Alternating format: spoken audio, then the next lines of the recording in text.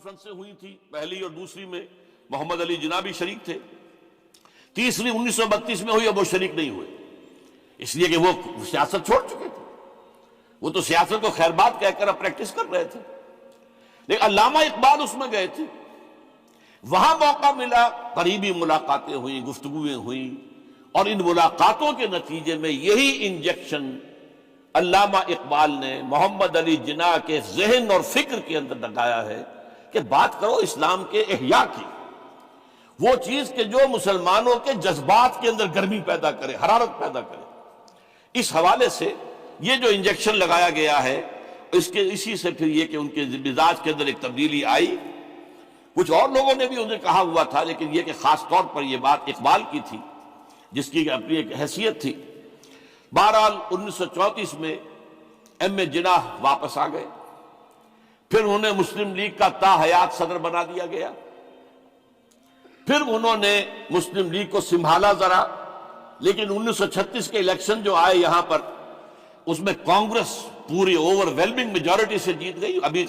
ابھی محمد علی جناح کو موقع ملا ہی نہیں تھا کہ ابھی مسلم لیگ کو سنبھال سکتے، اور ان جو وزارتیں بنی تھیں اس دور میں کانگریس کی، انہوں نے جو سلوک مسلمانوں کے ساتھ کیا، جو مظالم ڈھائے، جو انہیں دبایا اور ان کے حقوق کو پامال کیا، اس سے وہ نیگیٹو جو ایک موٹیو تھا وہ بھی اور قوی ہو گیا۔ اور اس کے بعد پھر محمد علی جناح نے 1937 سے لے کر 1947 تک، ایک لفظ میں استعمال کر رہا ہوں، آپ گھبرا نہ جائیں، 1937 سے 1947 تک اسلام کی قوالی گائی، پورے 10 برس اسلام اسلام اسلام اسلام، ہمیں اسلام چاہیے، اسلامی تہذیب ہم چاہتے ہیں، اسلامی قانون ہم چاہتے ہیں، ہمارے قوانین اور ہیں، ہمارا مذہب نہیں ہے، وہ دین ہے، وہ زندگی کے تمام معاملات پر۔ یہ جو ہے، میں قوالی اس لیے کہہ رہا ہوں کہ قوالی میں تکرار ہوتی ہے، جس تکرار کے ساتھ یہ اب اس موقع پر آ کر محمد علی جناح قائد اعظم بن گئے۔ مسلمانوں کے دلوں کی بات، اقبال نے جو ولولہ پیدا کر دیا تھا، ایک ولولہ تازہ دیا میں نے دلوں کو، لاہور سے تا خاک بخارا و سمرقند، وہ جو ولولہ تھا، جو غلغلہ تھا، اب محمد علی جناح کی زبان سے جب وہ بات آئی ہے تو یہ مسلمانوں کے دل کی آواز تھی، ان کی روح کی پکار تھی۔ لہذا اب مسلم لیگ ایک عوامی جماعت بنی اور محمد علی جناح اب قائد اعظم قرار پائے۔ بہرحال یہ وہ معاملہ تھا کہ جب قائد اعظم نے اسلام کا جو ہے راگ الاپا ہے یا قوالی گائی ہے، تو اب اس کے نتیجے میں جیسے قوالی میں ہوتا ہے، قوم کو حال آ گیا۔ آپ ذرا سوچئے، مسلم لیگ کو مائنورٹی پروونسز کے لوگوں نے کیوں ووٹ دیے تھے؟ کیا یو پی کبھی پاکستان میں آ سکتا تھا؟ کیا مدراس کبھی پاکستان میں آ سکتا تھا؟ کیا بامبے پاکستان میں آ سکتا تھا؟ کیا سی بی پاکستان میں آ سکتا تھا؟ پھر ذرا سوچئے، عقل کے خلاف بات نظر آتی ہے۔ یہ حال میں آنے والے کا معاملہ ہے، جہاں جذبات کی جو ہے وہ حکمرانی ہو جاتی ہے، عقل ایک طرف رہ جاتی ہے، ورنہ کیا بات ہے؟ ان کے تو اسلام پاکستان کے ساتھ کوئی تعلق نہیں ہو سکتا، تو پھر مسلم لیگ کو ووٹ دے رہے، پاکستان کے لیے ووٹ دے رہے۔ پاکستان کا ریزولوشن 47 میں ہو چکا ہے، اور 46 کے الیکشن میں مسلم لیگ کامیاب ہوتی ہے پورے ہندوستان میں، the majority provinces as well as the minority provinces, جس میں کہ مسلم لیگ کو جو ہے پورے ہندوستان کے مسلمانوں کی واحد نمائندہ جماعت ہونے کی جو ہے ایک حیثیت حاصل ہو جاتی ہے۔ ایک جلسہ ہوا لاہور میں، اسلامیہ کالج میں، حبیبیہ ہال میں، مسلمان خواتین کا۔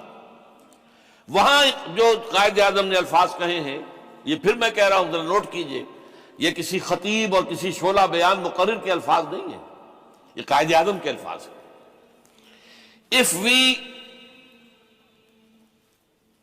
If we do not succeed in our struggle for Pakistan، 46 کی بات ہو رہی ہے، 50 سال پہلے کی، ذرا نوٹ کر دیجئے۔ If we do not succeed in our struggle for Pakistan، the very trace of Muslims and Islam will be obliterated from the face of India۔ اگر پاکستان قائم نہ ہوا تو اسلام کا اور مسلمانوں کا نام و نشان ہندوستان سے ختم ہو جائے۔ اور یہ بات انہونی نہیں تھی، یہ بالکل یوں سمجھئے کہ ایکشن ریپلے ہوتا ہسپانیہ کا، وہاں بھی 800 برس حکومت کی تھی. پھر وہ وقت آیا ہے 15ویں صدی کے آخر میں اور 16ویں صدی کے شروع میں، ایک بچہ تک باقی نہیں رہا، یا سارے قتل یا زندہ جلا دیے گئے، یا انہیں بھر بھر کر جہازوں کے اندر، اور میڈیٹرینین کیا ہے وہاں خاص طور پر اسپین کے اور شمالی جو وہ ساحل ہے افریقہ کا، اس میں کتنا فاصلہ ہے، جہازوں میں بھر بھر کے شمالی جو ساحل تھا اس پر ڈمپ کیا گیا. کوئی ایک بچہ تک نہیں وہاں بچا جہاں 800 برس تک حکومت کی تھی. اللہ تعالیٰ کا یہ قانون ہے کہ اگر کوئی قوم اللہ سے وعدہ کرے کہ اللہ ہمیں آزادی دے، ہم تیرے دین کا بول بالا کریں گے، اللہ اسے آزادی دیتا ہے اور آزماتا ہے.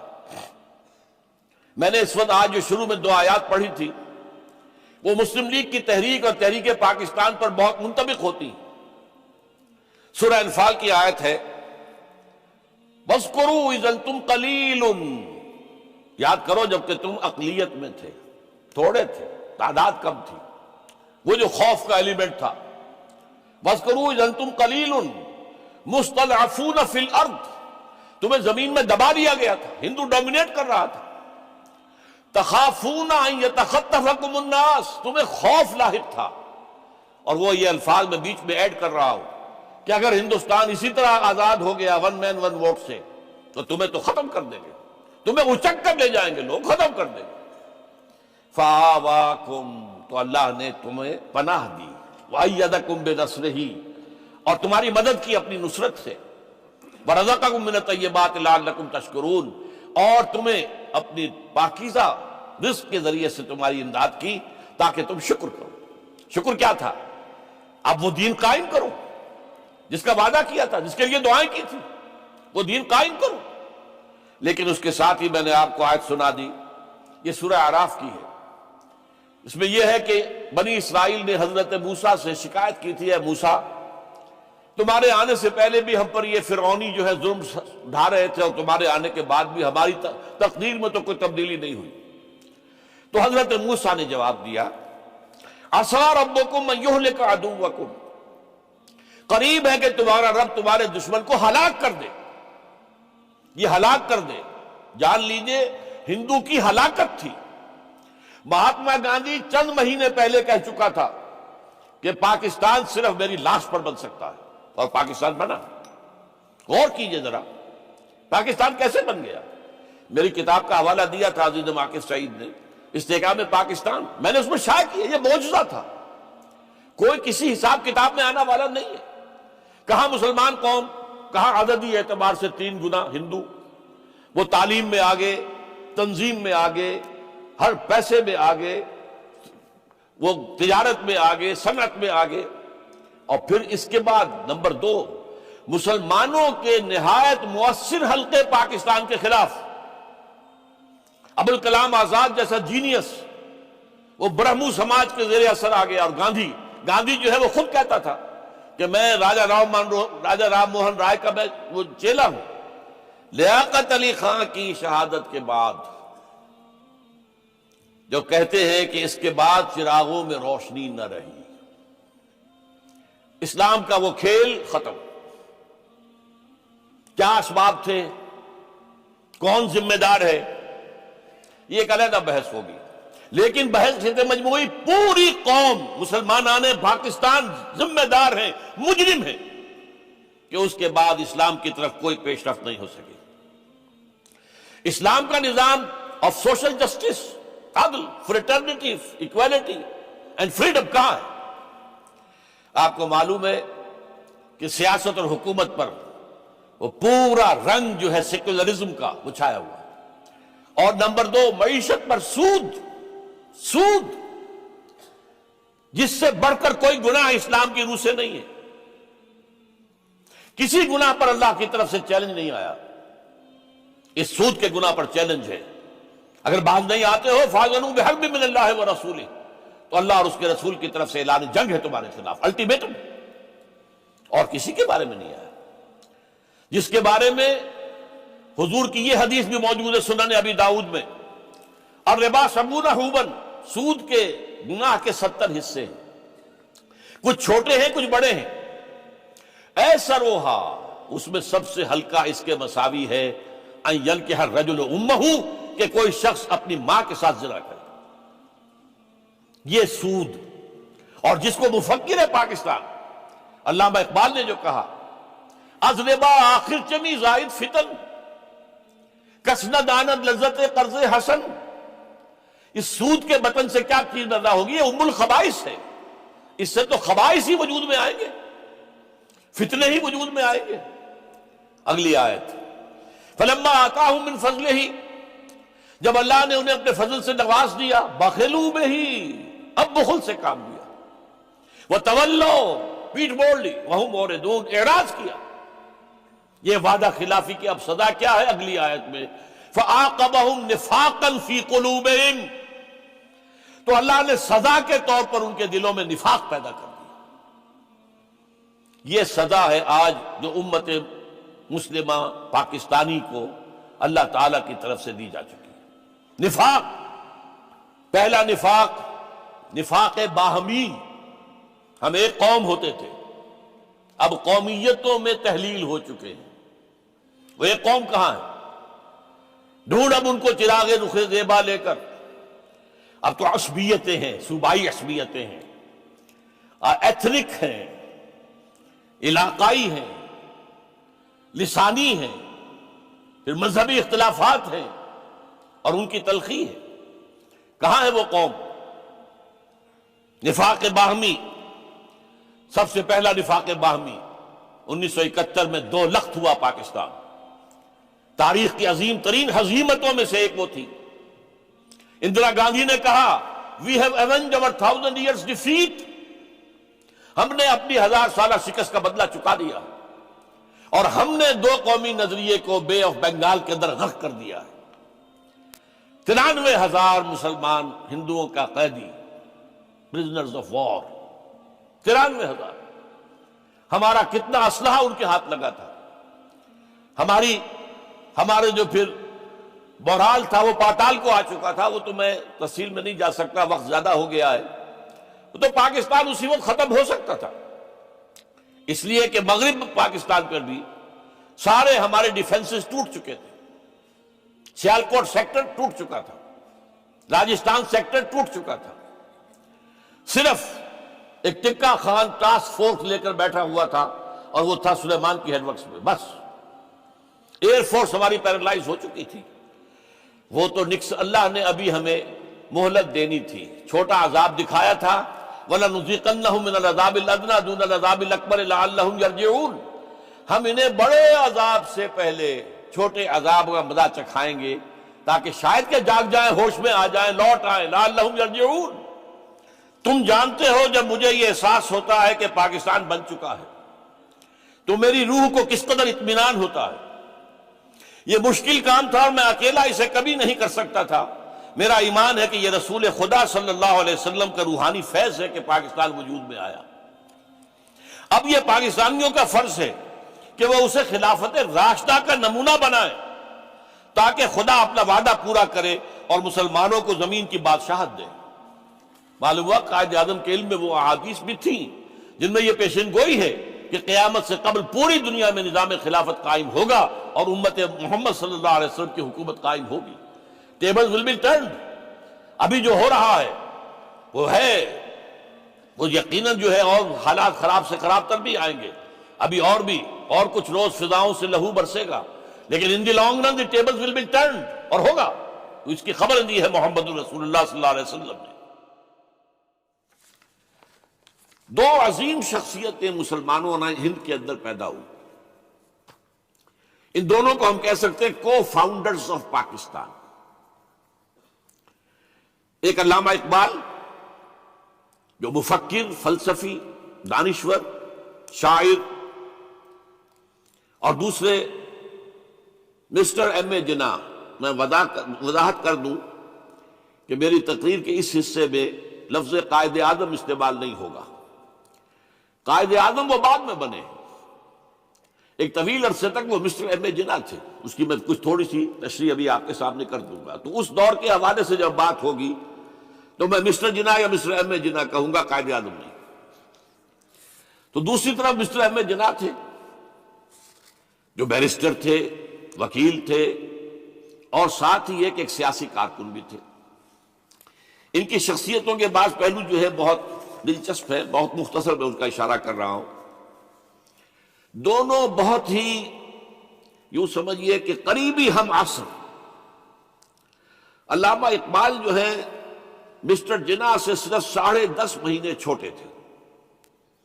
جناح صاحب کی پیدائش ہو رہی ہے 25 دسمبر 1876 کو، اور علامہ اقبال کی 9 نومبر 1877 کو، 10.5 مہینے کا فرق ہے۔ مقام جو ہے پیدائش کا اقبال کا تو طے ہے سیالکوٹ، اس میں کوئی اختلاف نہیں۔ جناح صاحب کے مقام پیدائش کے بارے میں اگرچہ عام طور پر کہا جاتا ہے کراچی، لیکن حیدرآباد سندھ میں یونیورسٹی کے ساتھ ملحق ہے انسٹیٹیوٹ آف سندھولوجی۔ وہاں کے محققین کا فیصلہ ہے اور تحقیق کے بعد کہ وہ جھرک ایک مقام ہے ٹھٹھا کے قریب، وہاں پیدائش ہوئی تھی۔ بہرحال اس مسئلے کو چھوڑ دیجئے، کوئی دلچسپی اس کی کوئی اہمیت نہیں ہے۔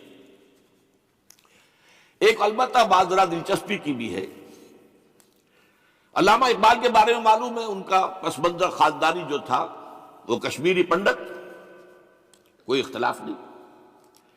ایم اے جناح کے پس منظر کے بارے میں اختلاف ہے۔ عام طور پر مشہور ہے کہ وہ اسماعیلی کھوجے تھے، لیکن مجھے ایک عجیب اقتباس ملا ہے۔ یہ 1964 میں آپ بیتی نمبر شائع کیا تھا ماہنامہ نقوش نے، 1200 صفحے کا۔ اس میں تمام مشاہیر کی زندگی کے حالات ان کے اپنے تحریر سے یا اپنے قول کے حوالے سے بڑی خوبصورتی سے جمع کیے گئے۔ اس میں مسٹر جناح کا قول یہ ہے کہ میں اصل میں منٹگومری کے علاقے کے راجپوت ایک خاندان کی نسل سے ہوں۔ اس میں ان کا قول سنا دیتا ہوں، میرے پاس اس کی یہ فوٹو سٹیٹ موجود ہے۔ میں پنجابی راجپوت ہوں، کئی پشتیں گزری، میرے ایک جد کاٹھیا واڑ چلے گئے تھے، وہاں انہوں نے ایک خواجہ لڑکی سے شادی کر لی تھی اور انہی کے خاندان میں مل گئے تھے۔ اس وقت سے ہم لوگ کھوجوں میں شمار ہونے لگے۔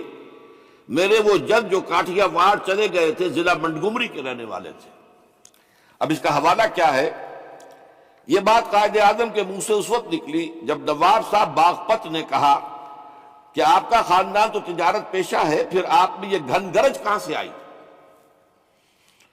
تو اس کے جواب میں قائد اعظم نے فرمایا کہ میں اصل میں اسماعیلی کھوجا نہیں ہوں، بلکہ میری رگوں میں جو خون ہے وہ راجپوت کا ہے۔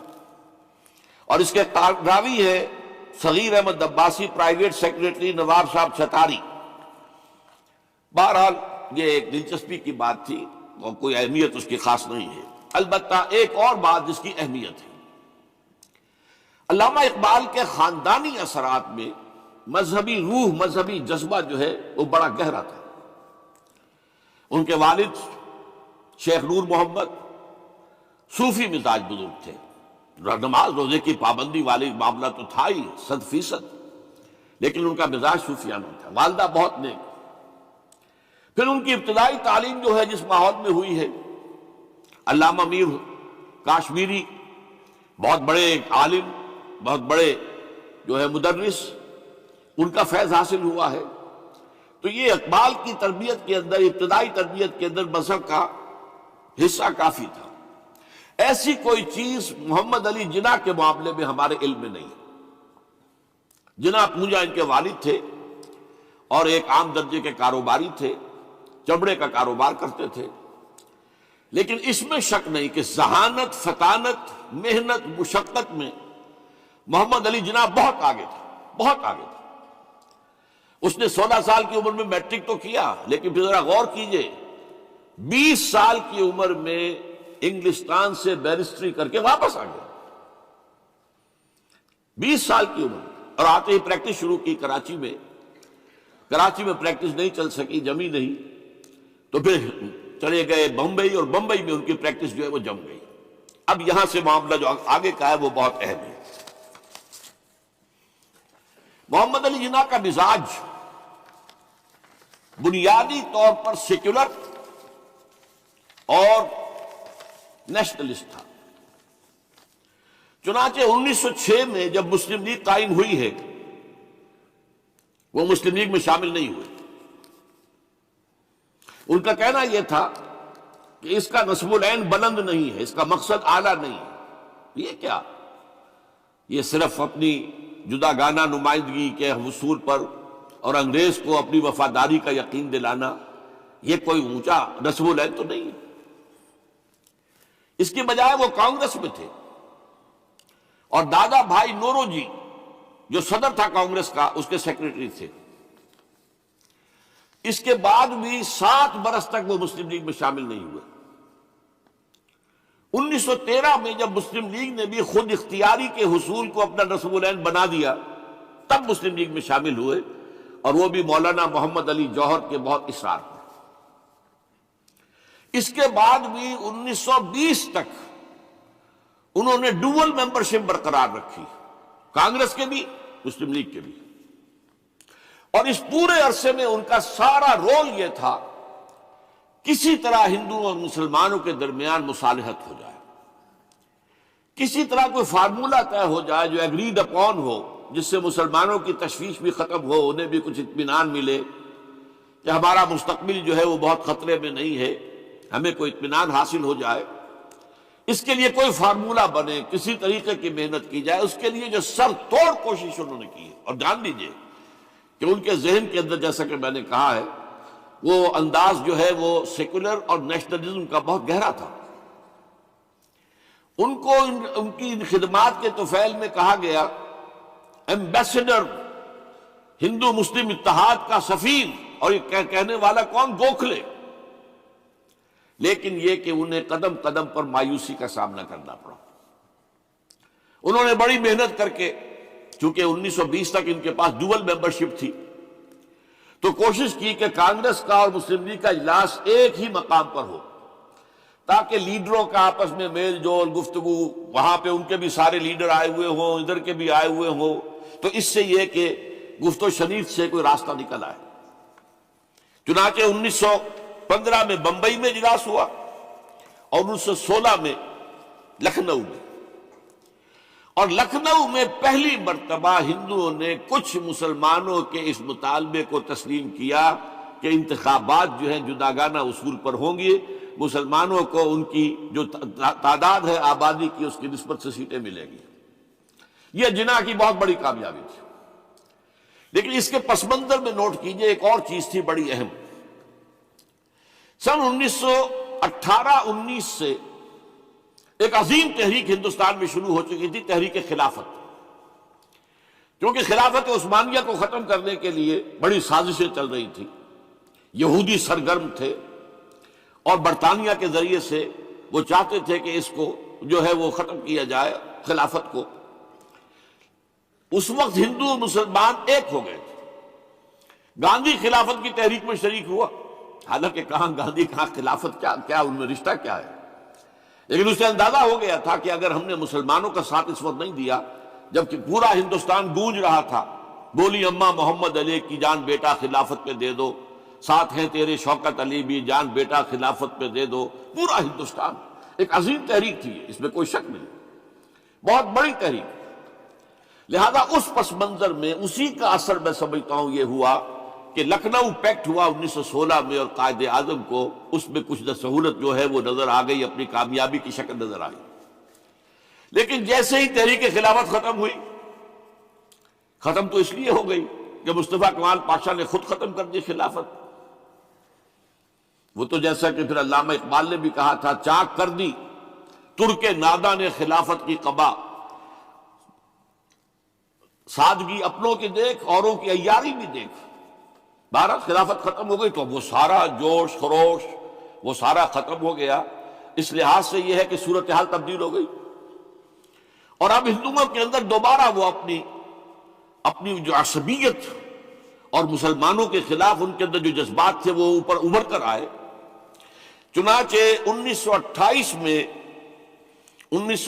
میں نہرو رپورٹ شائع ہوئی ہے، جس نے کہ اس معاملے کے اندر ساری امیدیں جو مسلمانوں کو ہو سکتی تھی ہندوؤں سے، ان سب کا قلع کما کر دیا۔ معلوم ہوا کہ ہندو کسی درجے میں بھی مسلمانوں کو کوئی حیثیت دینے کو تیار نہیں۔ یہ نہرو رپورٹ جو ہے یہ بہت یوں سمجھیے کہ ٹرننگ پوائنٹ ہے۔ اس کے بعد جناح صاحب نے کوشش اور کی، تجاویز دہلی کچھ اور خاکہ دیا کہ کم سے کم یہ مان لو، وہ بھی رد کر دی گئی۔ پھر 14 نکات دیے، وہ بھی رد کر دیے گئے۔ اس کا نتیجہ یہ نکلا کہ انتہائی مایوس، دل گرفتہ، دل شکستہ ہو کر محمد علی جناح نے ہندوستان کو خیر بات کہہ دیا۔ یہ نوٹ کیجئے، ان کی زندگی کا ایک دور یہاں ختم ہوتا ہے۔ 1931 میں وہ انگلستان منتقل ہوئے، ایک کوٹھی خریدی، اپنی لیگل پریکٹس شروع کر دی اور ہندوستان کی سیاست سے بالکل کنارہ کشی کر لی۔ اب آئیے ذرا دوسری طرف، دوسری شخصیت جو ابھری وہ کون؟ علامہ اقبال۔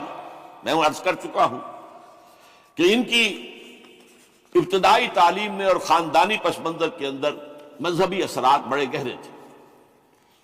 بہرحال انہوں نے ایم اے کیا ہے غالباً 1897 میں، اور اس وقت کا کچھ اقبال جو ہے، اس وقت سے لے کر 1905 تک کا اقبال، ایک طرف تو اس میں بھی نیشنلزم تھا، ہندی نیشنلزم، یہ نوٹ کر لیجئے۔ چنانچہ اسی دور کا اس کا ترانہ ہے، سارے جہاں سے اچھا ہندوستان ہمارا۔ آج بھی جو ہندوستان کا ریڈیو ہے اور ہندوستان میں حکومت کے زیر اعتماد اس ترانے کی جو ہے وہ بڑی سرپرستی ہوتی ہے، بہت اس کو جو ہے نشر کیا جاتا ہے، سارے جہاں سے اچھا ہندوستان ہمارا، ہم بلبلیں ہیں اس کی، وہ گلستاں ہمارا۔ بلکہ اس زمانے میں ایک ایسا شعر بھی انہوں نے کہا ہے جس کی کہ پھر شدید ترین نفی بعد میں ان کے اشعار سے ہوئی ہے۔ انہوں نے ایک نیا شوالہ کے نام سے جو نظم لکھی کہ سچ کہہ دوں اے برہمن گر تو برا نہ مانے، تیرے صنم قدوں کے بت ہو گئے پرانے۔ اسی میں ایک شعر ہے کہ پتھر کی مورتوں میں سمجھا ہے تو خدا ہے، خاک وطن کا مجھ کو ہر ذرہ دیوتا ہے، خاک وطن کا مجھ کو ہر ذرہ دیوتا ہے۔ اس درجے گہرا انڈین نیشنلزم اقبال کے اندر بھی موجود تھا۔ لیکن جب اقبال انگلستان گئے ہیں، یہ 28 برس کی عمر میں انگلستان گئے ہیں سن 1905 میں، اور 3 سال وہاں رہے، انگلستان اور جرمنی، اور بیرسٹری بھی کی، اور چونکہ فلسفی تھے پی ایچ ڈی بھی کر کے آئے۔ اس عرصے میں معلوم ہوتا ہے کہ اقبال کی قلب ماہیت ہو گئی۔ یہ میرا ایک تجربہ ہے، بڑا پرانا ہے، میرا مشاہدہ تھا۔ 1970 میں پہلی مرتبہ میں انگلستان گیا تھا، میرے چھوٹے بھائی وہاں زیر تعلیم تھے، انہوں نے بلایا تھا۔ وہاں میں نے دیکھا کہ یونیورسٹیوں میں پڑھنے والے ایک ایک P H D, 2 P H D کرتے ہوئے لوگ بیٹھتے ہیں، جمعے کے روز قرآن پڑھتے ہیں، درس قرآن ہوتا ہے، اور وہ ایک دوسرے سے قرآن پڑھ کے سنتے بھی ہیں تاکہ جو تجوید کی غلطیاں ہوں ان کی تصحیح ہو سکے۔ اور میں نے سوچا کہ پاکستان میں اس سطح کے لوگ جو ہیں کبھی اس قسم کی مصروفیت میں مبتلا مجھے تو نظر نہیں آئے۔ تو اس کا مجھے ایک اصل میں تجزیہ میرا یہ تھا کہ جن لوگوں کی بنیادی تربیت میں اور خاندانی اثرات میں مذہب کا ایلیمنٹ موجود ہوتا ہے، چاہے وہ ہندوستان میں رہتے ہوئے وہ زیادہ ظاہر نہ ہو، نمایاں نہ ہو، اس کے آثار سامنے نہ آئے، لیکن جب وہ ایک مخالف ماحول میں پہنچتے ہیں، اس مخالف ماحول میں ان کے اندر کا وہ چنگاری ان کی جو ہے وہ شعلہ بن کر بھڑکتی ہے۔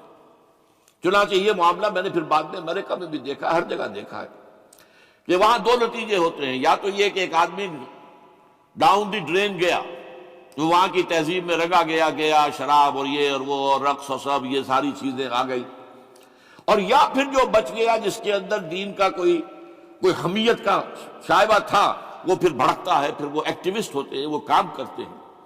لہذا یہ معاملہ جو ہے علامہ اقبال کے ساتھ پیش آیا، اور خود انہوں نے کہا بھی ہے، مسلمان کو مسلمان کر دیا طوفان مغرب نے۔ وہاں سے جب یہ واپس آئے ہیں تو اب نوٹ کیجئے 1908 سے 1930 تک یہ جو 22 برس ہیں، علامہ اقبال نے کیا کیا نوٹ کیجئے، وہ آپ جانتے بھی ہیں، میں صرف گنوا رہا ہوں۔ اسلام کے نظام فکر اور فلسفہ اور حکمت کو بیان کیا، اپنی شاعری کے ذریعے سے بھی، اپنی نثر کے ذریعے سے بھی۔ قرآن کی ایک نہایت جدید اور بہت عمدہ تفسیر، اگرچہ تفسیر کے نام سے آپ کو کہیں تفسیر اقبال نہیں ملے گی، لیکن کلام اقبال خود تفسیر ہے۔ وہ دعویٰ کرتا ہے کہ میرے پیغام میں سوائے قرآن کے کچھ نہیں ہے۔ گر دلم آئینہ بے جوہر است، ورب حرفم غیر قرآن مزمرست، پردہ ناموس فکرم چاک کن، ای خیابہ راز خارم پاک کن۔ یہ مناجات بحضور سرور کائنات صلی اللہ علیہ وسلم، وہ کہتے ہیں کہ اے اللہ کے نبی، اللہ کے رسول، اگر میرے پیغام میں کہیں قرآن کے سوا کوئی شے شامل ہو گئی ہے میری شاعری میں، تو آپ میرے فکر کا پردہ چاک کر دیجیے۔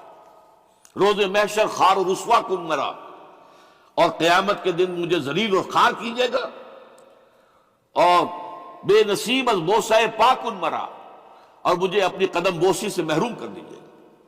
یہ بات کہہ رہا ہے، اس کا دعویٰ ہے، اس نے جو کچھ کہا قرآن سے کہا ہے۔ اس کی شاعری جو ہے میرے نزدیک، اور میں نے تو اپنی جو سورسز گنوائی ہیں کہ میں نے جو قرآن مجید کا فکر یا سوچ جو بھی آپ اسے کہیں، جو تھوڑا بہت مجھے میسر ہوا ہے، ان میں نے 8 اشخاص کو نمایاں طور پر بیان کیا ہے۔ 4 یہ ہیں دو کے جوڑے، 2 ابوین ہیں، ابو الکلام ابو العلا مودودی، ابو الکلام آزاد۔ 2 دکترین ہیں، ڈاکٹر اقبال، ڈاکٹر رفیع الدین۔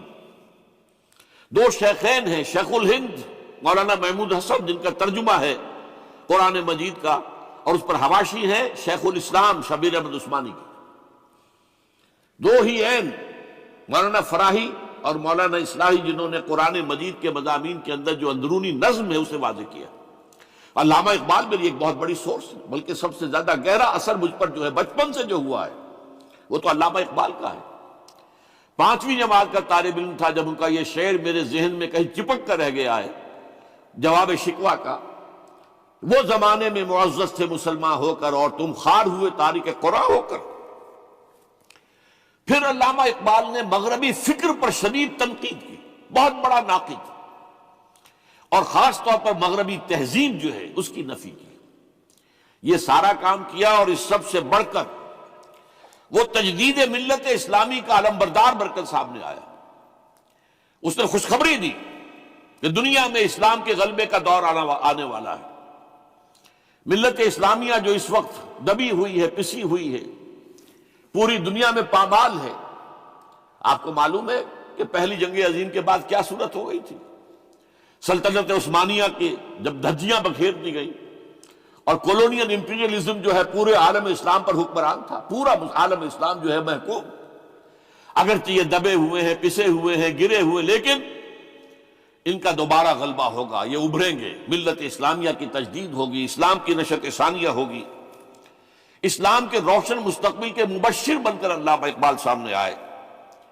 اور ایک اور جو بہت بڑا کام کیا، وہ وہی وطنی قومیت کی شدید نفی، بلکہ شدید کا لفظ بھی کافی نہیں ہے، شدید ترین نفی کی ہے۔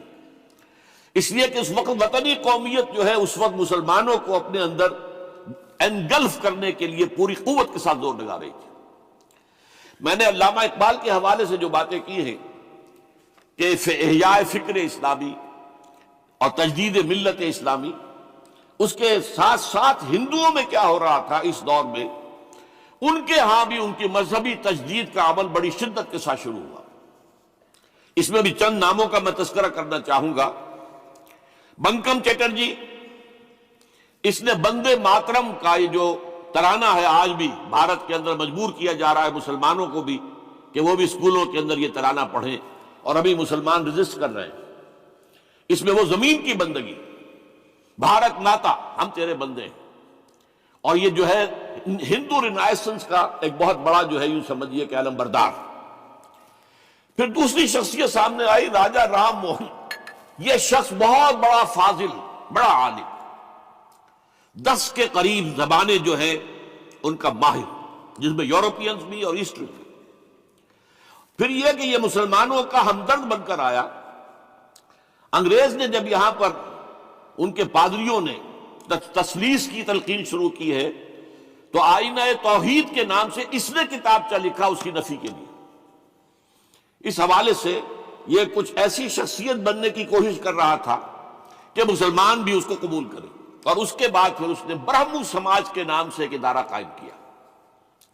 یہ وہی تھا کہ جو اس سے پہلے اکبر نے جو فلسفہ دیا تھا دین الہی، بھئی اللہ کا معاملہ کرو، صرف اللہ کو سب مانتے ہیں، صرف نام ہے مختلف ہے، کسی نے کوئی نام رکھ دیا، کوئی مہادیو کہتا ہے، کوئی کچھ کہتا ہے، کوئی گاڈ کہتا ہے، سب خدا کو تو سب مانتے ہیں۔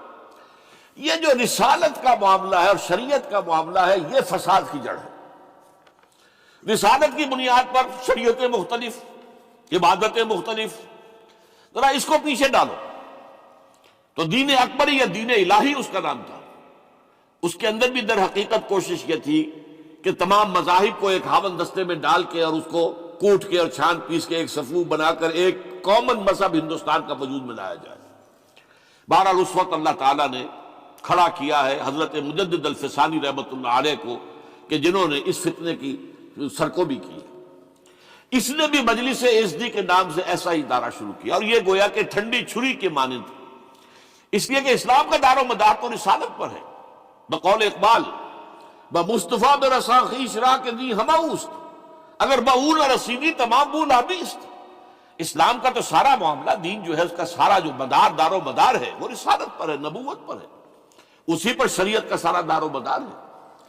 رسالت سے کاٹ دیجئے، حدیث سے کاٹ دیجئے، سنت سے کاٹ دیجئے، تو پھر قرآن کو پھر موم کی ناک بنا کر جو چاہیں آپ تعبیر کر لیں، جو چاہیں تشریح کر لیں، جدھر چاہیں اسے موم کی ناک کی طرح بوٹ کر لے جائیں۔ بہرحال اس معاملے میں بھی پھر ایک تیسری تحریک جو شروع ہوئی وہ بہت ملیٹنٹ تھی، آریہ سماج، دیانند سرسوتی نے، یہ ملیٹنٹ تھی اور بڑی اس کی جو ہے پذیرائی ہوئی ہندو معاشرے میں۔ انہوں نے کھل کر یہ کہا کہ ہندوستان صرف ہندوؤں کا ملک ہے، یہاں مسلمانوں کے لیے کوئی جگہ نہیں، لہذا یا ہندو ہو جائیں مسلمان اور یا پھر یہاں سے ہجرت کر جائیں۔ کھل کر آریہ سماج، اسی کے تحت پھر مہاسبھا بنی، اسی کے تحت آر ایس ایس، انتہائی ملیٹنٹ آرگنائزیشن جو ہے ہندوؤں کی، یہ سب جو ہے دیانند سرسوتی کا۔ یہ اسی طریقے سے پھر شدھی کی تحریک شروع ہو چکی تھی، ریکلیم کرو مسلمانوں کو، یہ ہم ہی میں سے تھے، ان کے آباء و اجداد کہیں جو ہے مسلمان ہو گئے، انہیں واپس لو۔ چنانچہ راجستھان کے علاقے میں جہاں بڑی جہالت تھی، مسلمانوں میں علم نہیں تھا، بس کہیں بزرگوں کے کسی زیر اثر فیض سے، کسی صوفی کے، وہ اسلام تو لے آئے لیکن تربیت کا کوئی انتظام ہوا ہی نہیں، مسلمان حکومتوں نے کیا ہی نہیں، کچھ بھی نہیں کیا۔ تو نتیجہ یہ نکلا کہ بڑے پیمانے پر شدھی کی تحریک ہو رہی تھی۔ میوات کے علاقے میں بڑی تیزی کے ساتھ مسلمان جو میو تھے وہ ہندو ہو رہے تھے، اسی پر تحریک اٹھائی ہے مولانا الیاس رحمۃ اللہ علیہ نے۔ ان کا مقابلہ کرنے کے لیے، اس تحریک کا، اس شدھی کی تحریک کا مقابلہ کرنے کے لیے یہ تبلیغی جماعت کا نظام بنایا تھا کہ بس 6 باتیں لو اور جاؤ، دیہات میں جاؤ، چنے لے کر گڑ لے کر جاؤ، کسی کا کھانا نہ کھاؤ، اپنا کھانا کھاؤ، کوئی تنخواہ نہیں، اور دین کی تبلیغ کرو۔ یہ نظام ان کا در حقیقت اسی شدھی کی تحریک کے جواب میں شروع ہوا۔ پھر سنگٹن کی تحریک شروع ہوئی کہ ہندوؤں کو سب کو جمع کر دیا جائے۔ اب اس اعتبار سے ذرا نوٹ کیجئے، علامہ اقبال نے جو نفی پھر وطنیت کی ہے، اتفاق سے یہاں یہ اشعار لکھے ہوئے ہیں: اس دور میں میں اور ہے، جام اور ہے، جم اور، ساقی نے بنا کی روش لطف و ستم اور، تہذیب کے آزر نے ترشوائے صنم اور، مسلم نے بھی تعمیر کیا اپنا حرم اور، ان تازہ خداؤں میں بڑا سب سے وطن ہے، جو پیرہن اس کا ہے وہ مذہب کا کفن۔ اب ذرا قلب ماہیت کا اندازہ کیجئے، وہی شخص جو کہہ رہا تھا کہ خاک وطن کا مجھ کو ہر ذرہ دیوتا ہے، وہ آج اس وطن کو ایک سب سے بڑا بت قرار دے کر اور اس کا قلع قمع کرنے کے لیے کس قدر زوردار الفاظ جو ہے، اور یہی دوسری طرف یہ بت کہ تراشیدہ تہذیب نوی ہے۔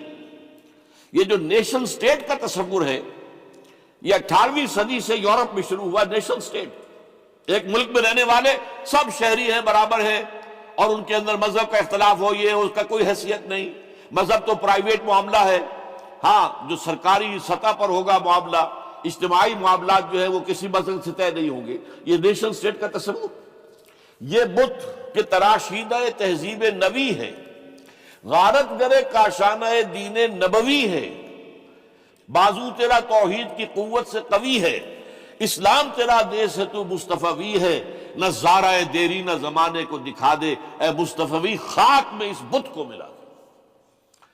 اس سے بھی زیادہ مجھے ملا ہے ایک ان کے قطعہ جو ہے، منزل راہ رواں دور بھی دشوار بھی ہے، کوئی اس قافلے میں قافلہ سالار بھی ہے، بڑھ کے خیبر سے ہے یہ مارکہ دین و وطن۔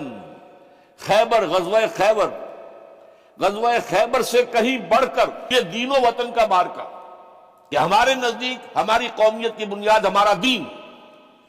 آج دنیا یہ کہتی ہے کہ قومیت کی بنیاد وطن ہے، یہ جو مارکہ دین و وطن ہے، بڑھ کے خیبر سے ہے یہ مارکہ دین و وطن۔ اس زمانے میں کوئی حیدر کرار بھی ہے۔ تو واقعہ یہ ہے کہ علامہ اقبال نے اس سلسلے میں وہ رول بھی پلے کیا کہ جو حضرت مجدد الفسانی رحمۃ اللہ علیہ نے دین اکبری کا قلع قبا کرنے میں ادا کیا تھا، اور اس میں کوئی شک نہیں ہے۔ اس اعتبار سے میں کہا کرتا ہوں کہ حضرت مجدد الفسانی کے بروز کی حیثیت رکھتے ہیں علامہ اقبال، اور ان کو جو گہری نسبت تھی، حاضر ہوا میں شیخ مجدد کی لحد پر، وہ خاک کے ہے زیر فلک مطلع انوار، گردن نہ جھکی جس کی جہانگیر کے آگے، جس کے نفس گرم سے ہے گرمی احرار، وہ ہند میں سرمایہ ملت کا نگہباں، وہ ہند میں سرمایہ ملت کا نگہباں۔ ملت کا سرمایہ تو سارا کا سارا جو ہے ایمان بالرسالت سے ہے۔ آپ حضرت مجدد الفسانی کے خطوط پڑھیے، سب سے زیادہ زور اطاعت رسول، اطاعت رسول، اطاعت رسول، اطاعت رسول۔ جس کی جڑ کاٹنے کی کوشش کی تھی دین الہی کے ذریعے سے اکبر نے، اس کو دوبارہ مستحکم کیا ہے وہ مجدد الفسانی رحمۃ اللہ علیہ نے۔ اب آئیے 1930 کا ماہ دسمبر، اس میں ایک بات ہم دیکھ چکے، محمد علی جناح ہندوستان کی سیاست سے مایوس ہو کر ملک چھوڑ کر انگلستان میں جا کر آباد ہو چکے۔ اور اس ضمن میں ایک واقعہ میں آپ کو سنا دوں۔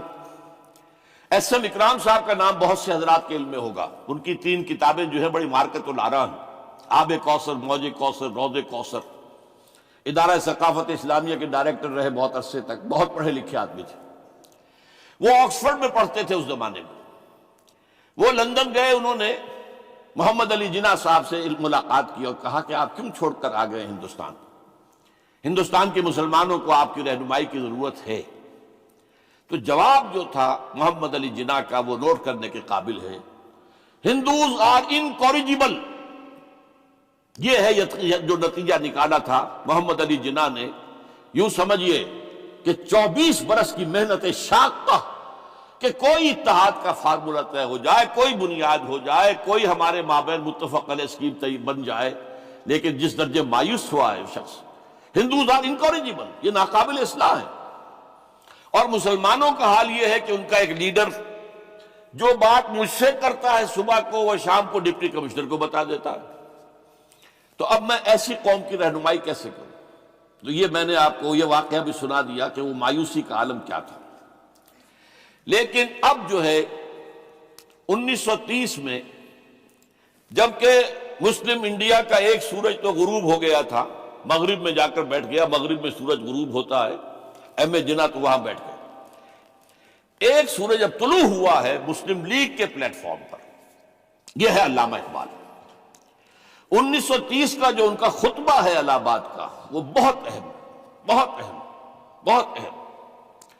ایک تو یہ کہ انہوں نے اپنی شاعری کے ذریعے سے وطنیت کی جو نفی کی تھی اور مسلم قومیت کا جو اس بات کیا تھا، اسے ایک فلسفیانہ انداز میں سوشیولوجی، عمرانیات کے مسلمہ اصولوں کی روشنی میں جس طریقے سے مدلل بیان کیا ہے، اس اعتبار سے وہ ایک بہت قیمتی دستاویز ہے۔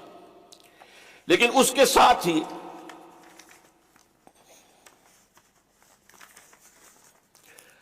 انہوں نے ایک تجویز پیش کی، وہ اور یوں بھی کہیے کہ ایک پیشن گوئی کی۔ وہ پیشن گوئی یہ تھی کہ ہندوستان کے شمال مغرب میں ایک مسلمان ریاست قائم ہوگی، اور پھر یہ بھی کہا میں مطالبہ کرتا ہوں کہ وہ قائم ہو۔ البتہ اس میں بعض لوگ جو ہیں اس پر یہ تنقید کرتے ہیں کہ علامہ اقبال نے تو یہ کہا تھا I would like to see the Punjab, the northwest frontier province, Sindh and Balochistan amalgamated into a single state. Self-government within the British Empire or without the British Empire. The formation of a consolidated Northwest Indian Muslim state appears to me to be the final destiny of the Muslims, at least of Northwest India. اس میں اعتراض یہ کیا جاتا ہے کہ علامہ اقبال نے تو ہندوستان کے اندر برطانیہ کے حکومت کے اندر کے لیے تجویز دی تھی، لیکن یہ بات غلط ہے۔ اصل میں نوٹ یہ کیجئے کہ 1930 تک تو اس کا کوئی امکان ہی نظر نہیں آتا تھا کہ انگریز ہندوستان چھوڑ کے چلا جائے گا۔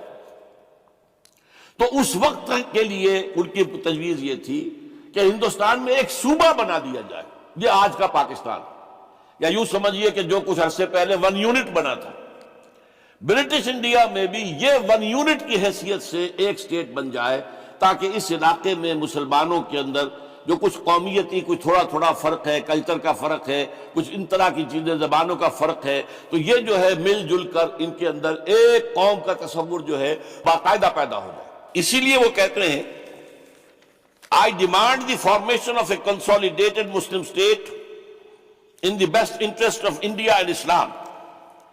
اب اس میں وہ بات یہ کہتے ہیں کہ for Islam it will be an opportunity to rid itself of the stamp that Arabian imperialism was forced to give it, to mobilize its laws, its education, its culture, and to bring them into closer contact with its own original spirit and with the spirit of the modern time.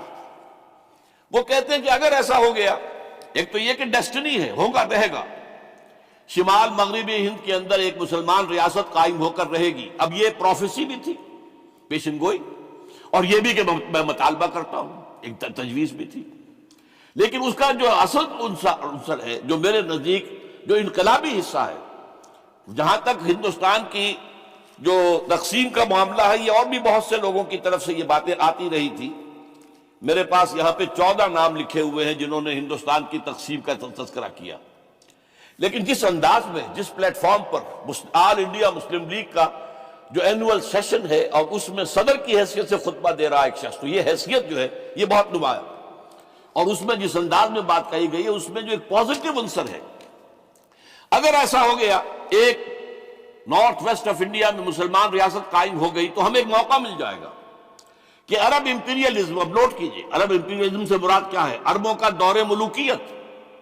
اس سے پہلا کیا تھا؟ خلافت راشدہ، اصل اسلام۔ دور بنو امیہ تو اصل اسلام نہیں تھا، حکومتی سطح پر تو بالکل اسلام نہیں تھا۔ وہی دور ہے جس میں کہ سانحہ کربلا ہوا ہے، واقعہ حرہ ہوا ہے، ظلم کی انتہا ہوئی ہے، سینکڑوں تابعین کو حجاج ابن یوسف نے شہید کیا ہے۔ اس کو حدیث کے اندر بھی کہا گیا ہے ملکن اعظم، کاٹ کھانے والی ملوکیت۔ اس کے بعد جو ہے دور آیا ہے بنو عباس کا، وہ محل بنے ہیں شاندار، جو ہے جو بھی بادشاہوں کے ہاں ہوتا تھا وہ سارا کا سارا معاملہ آیا ہے۔ تو اب دنیا اسلام کو ان کے آئینے میں دیکھتی ہے، وہ سمجھتی ہے یہ اسلام ہے، لہذا اس میں تو کوئی شے ایسی نہیں ہے جو اٹریکٹ کر سکے، جو کسی قوم کو اسلام کی طرف جو ہے وہ کھینچ سکے۔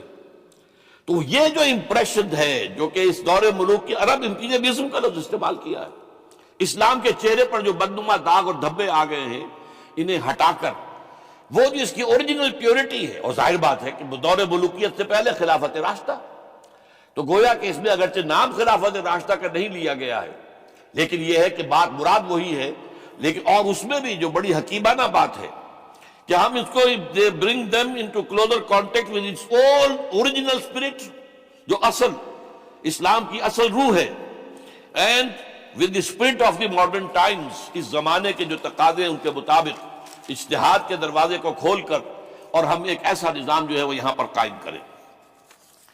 یہ ہے وہ چیز کہ جس نے تحریک مسلم لیگ کے اندر ایک مثبت جذبہ، یہ نوٹ کر لیجئے میرے الفاظ، 1906 سے لے کر 1930 تک تحریک مسلم لیگ صرف ایک منفی موٹیو پر چل رہی تھی، منفی، نیگیٹو، خوف، ہندو کا خوف، ہندو دبا لے گا، ہندو ایکسپلائٹ کرے گا، ہندو معاشی طور پر بھی، تہذیبی طور پر بھی، ثقافتی طور پر بھی، مذہبی طور پر بھی شدی کی تحریک چل رہی ہے، ہمیں راستہ دکھایا جا رہا ہے، ہندوستان چھوڑ دو اور بھاگ جاؤ، چلے جاؤ۔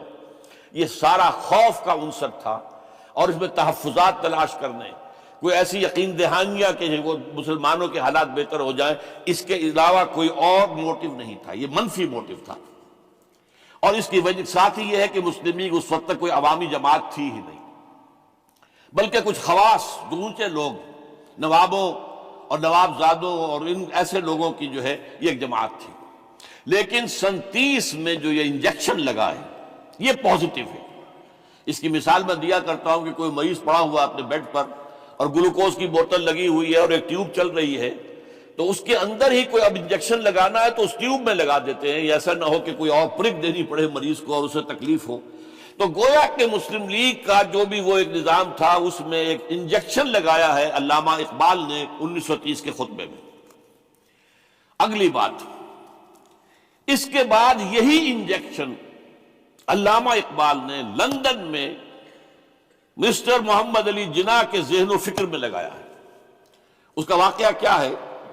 3 گول میز کانفرنسیں ہوئی تھی، پہلی اور دوسری میں محمد علی جناح بھی شریک تھے، تیسری 1932 میں ہوئی، اب وہ شریک نہیں ہوئے، اس لیے کہ وہ سیاست چھوڑ چکے تھے، وہ تو سیاست کو خیر بات کہہ کر اب پریکٹس کر رہے تھے۔ لیکن علامہ اقبال اس میں گئے تھے، وہاں موقع ملا، قریبی ملاقاتیں ہوئیں، گفتگویں ہوئیں، اور ان ملاقاتوں کے نتیجے میں یہی انجیکشن علامہ اقبال نے محمد علی جناح کے ذہن اور فکر کے اندر لگایا ہے کہ بات کرو اسلام کے احیاء کی، وہ چیز کہ جو مسلمانوں کے جذبات کے اندر گرمی پیدا کرے، حرارت پیدا کرے۔ اس حوالے سے یہ جو انجیکشن لگایا گیا ہے، اسی سے پھر یہ کہ ان کے مزاج کے اندر ایک تبدیلی آئی۔ کچھ اور لوگوں نے بھی انہیں کہا ہوا تھا، لیکن یہ کہ خاص طور پر یہ بات اقبال کی تھی جس کی اپنی ایک حیثیت تھی۔ بہرحال 1934 میں ایم اے جناح واپس آ گئے، پھر انہیں مسلم لیگ کا تا حیات صدر بنا دیا گیا، پھر انہوں نے مسلم لیگ کو سنبھالا ذرا، لیکن 1936 کے الیکشن جو آئے یہاں پر، اس میں کانگریس پوری اوور ویلمنگ میجورٹی سے جیت گئی۔ ابھی محمد علی جناح کو موقع ملا ہی نہیں تھا کہ ابھی مسلم لیگ کو سنبھال سکتے، اور ان جو وزارتیں بنی تھیں اس دور میں کانگریس کی، انہوں نے جو سلوک مسلمانوں کے ساتھ کیا، جو مظالم ڈھائے، جو انہیں دبایا اور ان کے حقوق کو پامال کیا، اس سے وہ نیگیٹو من جو ایک موٹیو تھا وہ بھی اور قوی ہو گیا۔ اور اس کے بعد پھر محمد علی جناح نے 1937 سے لے کر 1947 تک، ایک لفظ میں استعمال کر رہا ہوں، آپ گھبرا نہ جائیں، 1937 سے 1947 تک اسلام کی قوالی گائی، پورے 10 برس اسلام اسلام اسلام اسلام، ہمیں اسلام چاہیے، اسلامی تہذیب ہم چاہتے ہیں، اسلامی قانون ہم چاہتے ہیں، ہمارے قوانین اور ہیں، ہمارا مذہب نہیں ہے، وہ دین ہے، وہ زندگی کے تمام معاملات پر۔ یہ جو ہے، میں قوالی اس لیے کہہ رہا ہوں کہ قوالی میں تکرار ہوتی ہے، جس تکرار کے ساتھ یہ اب اس موقع پر آ کر محمد علی جناح قائد اعظم بن گئے۔ مسلمانوں کے دلوں کی بات، اقبال نے جو ولولہ پیدا کر دیا تھا، ایک ولولہ تازہ دیا میں نے دلوں کو، لاہور سے تا خاک بخارا و سمرقند، وہ جو ولولہ تھا، جو غلغلہ تھا، اب محمد علی جناح کی زبان سے جب وہ بات آئی ہے تو یہ مسلمانوں کے دل کی آواز تھی، ان کی روح کی پکار تھی۔ لہذا اب مسلم لیگ ایک عوامی جماعت بنی اور محمد علی جناح اب قائد اعظم قرار پائے۔ اب اس معاملے میں چاہتا ہوں ذرا، کیونکہ یہ بات نئی سی ہوگی، میرے اس تجزیے کے روح سے نظریہ پاکستان اسلام اور اسلام کا احیاء خلافت راشدہ کے مفہوم میں، اور اس کا خالق اقبال ہے، اس میں کوئی شک نہیں، قائد اعظم تک بھی یہ بات پہنچانے والا اقبال ہے، اور پھر اسی پر قائد اعظم نے عمل کیا ہے۔ تو اس چیز کو بہت سے لوگ جو ہیں آسانی کے ساتھ تسلیم نہیں کریں گے، لیکن میں یہ چاہتا ہوں کہ خود قائد اعظم نے علامہ اقبال کے بارے میں جو کچھ کہا ہے اس کی 2 کوٹیشنز آپ کے سامنے رکھ دوں۔ کلکتہ 21 اپریل 1938 کو علامہ اقبال کا انتقال ہوا۔ اس وقت کلکتہ میں ایک بہت بڑا جلسہ ہو رہا تھا فلسطین کے مسئلے پر غور کرنے کے لیے، قائد اعظم اس کے چیف مقرر تھے۔ اب یہ خبر پڑھیے، A mammoth public meeting of the Muslims of Calcutta was held on the football ground on 21st April to consider the Palestine problem. But it was converted into a condolence meeting to mourn the death of Allama Iqbal. Mr. Ahmad said that the sorrowful news of the death of Dr. Sir Muhammad Iqbal had plunged the world of Islam in gloom and mourning. Sir Muhammad Iqbal was undoubtedly one of the greatest poets, philosophers, and seers of humanity of all times. Note kijiye. One of the greatest poets, philosophers, and seers, जिनको के मुस्तकबिल को देखने की सलाहियत होती है, जिनकी निगाह गाह मेरी निगाह तेज चीर गई दिले वजूद, जिसके बिना पर आबे रवाने कबीर तेरे किनारे कोई देख रहा है किसी और ज़माने के ख्वाब. ये अल्लामा इकबाल ने जो कुछ देखा था इस्लाम के मुस्तकबिल के बारे में. He took a prominent part in the politics of country and in the intellectual and cultural reconstruction of the Islamic world. His contribution to the literature and thought of the world will live forever. Ab aakhri jumla suniye gaur se. To me, he was a personal friend, number one, philosopher, number two, and guide, number three, and as such the main source of my inspiration and spiritual support. कोई शक इसके बाद रह जाता है? और ये अल्फाज कौन कह रहा है? ये मोहम्मद अली जिन्ना है. लफ्फाज आदमी नहीं है वो कोई शोला बयान खतीब जो अल्फाज जो है उसके अब्बार लगा दे, नहीं. जो एक एक लफ्ज, वकील, बहुत बड़ा वकील, एक एक लफ्ज जो है तोल कर बोलने वाला, उन्हें क्या करार दिया? तो खुद तस्लीम किया. दूसरा मैं और दे रहा हूं. ये सन 40 में इकबाल डे मनाया गया था. अब इसमें क्या कहते हैं कायदे आजम? If I live to see the ideal of a Muslim state being achieved in India, and I were then offered to make a choice between the works of Iqbal and the rulership of the Muslim state, I would prefer the former. अगर हम कामयाब हो जाते हैं कि इस्लामी रियासत कायम करने में, मुसलमान रियासत कायम करने में, और उसके बाद मेरे सामने चॉइस रखा जाता है कि या तो अल्लामा इकबाल का कलाम ले लो और या हुकूमत के सरबराह बन जाओ, तो मैं अल्लामा इकबाल के कलाम को तरजीह दूंगा. और सुनिए, continuing, Mr. Jinnah said that in April 1936 he thought of transforming the Muslim League, which was then only an academic institution, into a parliament of the Muslims of India. From that time to the end of his life, he continued. Iqbal stood like a rock by him. Iqbal, Mr. Jinnah said, was not only a great poet who had permanent place in the history of the world's best literature. He was a dynamic personality who during his lifetime made the greatest contribution towards rousing and developing of Muslim national consciousness. अब इसके बाद जो है नजरिया पाकिस्तान क्या था और उसका खालिक कौन था, इसको अच्छी तरह समझ लीजिए.